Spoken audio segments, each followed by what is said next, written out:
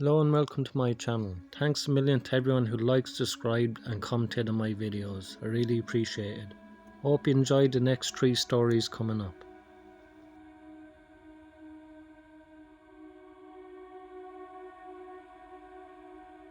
This happened right before my 16th birthday. I needed to go to the DMV to get a photo taken for my ID since I'd be turning 18 in a couple of years. If you've been to these kinds of places, you know that they can be very time consuming, so I wasn't looking forward to going. Especially knowing that the DMV was in a really bad and crime infested neighbourhood. Unfortunately for me, that was the DMV that was the most local. The time came and it was time for me to start heading that way. The wait was incredibly boring as expected.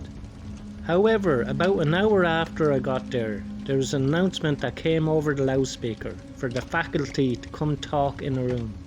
We didn't know what was going on until they came back a few minutes later and said the place was closed, but those who were waiting in line could continue waiting.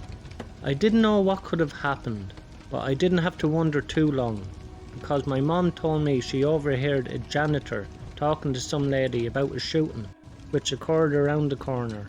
Well, I got done with what I needed to get done and we headed out. I then found out that the shooting was actually 2 stores down, and my mother's car was covered in crime scene tape. A cop who was outside the store where the shooting was saw me wearing a black jacket with the hood on. Keep in mind this was a very cold and rainy day, so I wasn't wearing it to look gangster. The cop asked me suspiciously what I'm doing in the area. My city had a very corrupt police force, by the way, and my mom had to tell the cop I was at the DMV getting my photo ID. My mom had to show proof of that to the officer so he wouldn't think we were lying. I'm grateful my mom was there to back me up, otherwise I don't know what I would have done. I've been back to that DMV since, but my body goes numb every time I have to go back there, out of anxiety. Lessons learned: don't walk around a shady neighbourhood in a black jacket and hood, even if the weather is miserable.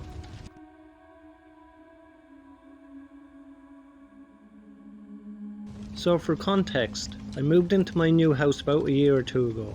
I had lived in the area for a year before we were evicted due to the owners of our old house wanting to move in. I'm a young female still living with my family, which makes the story even more weird.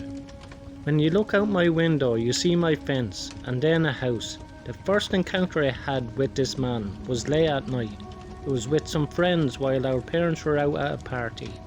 I'll say that me and my friends are old enough to be left at home. We were responsible. We were just relaxing in my room with no light or music on.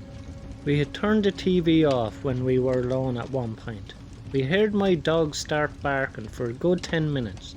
We passed this off because she barks at absolutely everything. I'm talking like birds on the power line or a bug on the front porch, literally anything that moves. We started hearing weirder noises like crunching circling the perimeter of my room and scratching on the walls. I kid you not, the moment we start getting scared, the loudest bangs I've ever heard start pounding on my glass sliding door. Me and the other 3 ran out of my room to go look at what in the world could be making this much noise. We were greeted by an aggressive dog. This dog was up on the glass pounding on the door. My dog was really scared and she usually didn't do this, but she backed away behind me, into my room, with all of her fur up. Then we see it was a man dressed in all black standing at the door.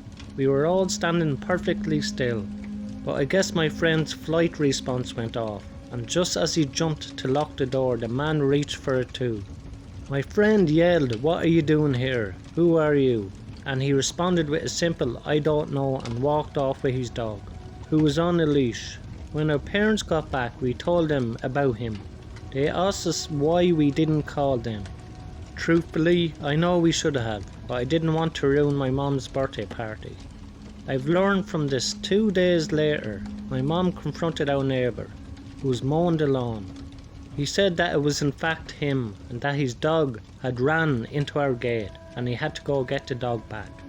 He said he meant to come and talk to her earlier about it, but he didn't. I thought it was a normal story until I thought back to that night. The gate the dog had supposedly ran through had a tough clasp that was shut on that night.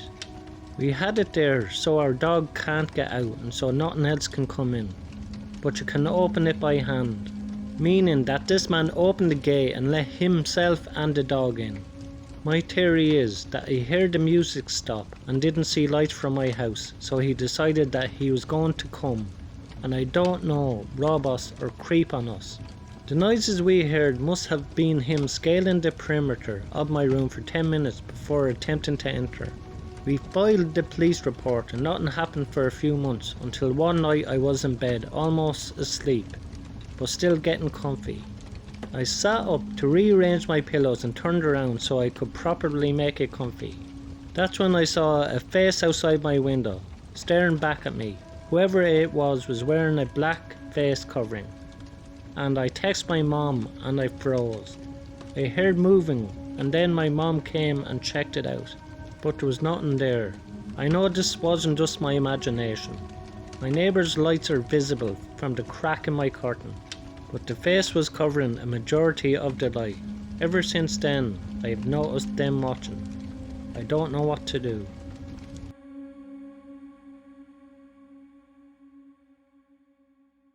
It was winter 2012 and I was 18 or 19 at the time. I was working in the petrol station in an average sized town in England. It was an okay job and good money for someone who was in college at the time.